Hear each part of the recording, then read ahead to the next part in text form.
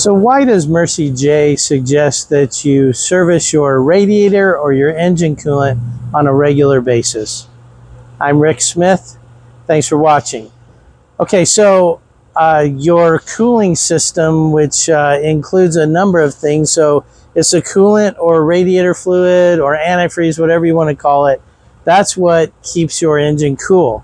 It also circulates inside the car to a part called the heater core, and that's how you get heat in the wintertime when you're trying to warm the cabin of the car up. Now, we have hoses, gaskets, the radiator, the heater core, all the engine components that coolant is protecting.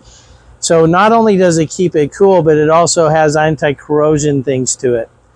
Over time, that can develop some acids, and it can also actually start to conduct electricity.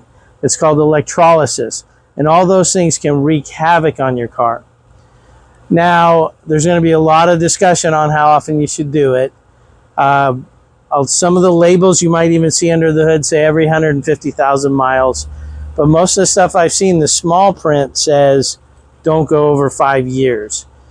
So what we really suggest to really maintain your car and keep that well is do the first service within the 5 years or 50,000 miles.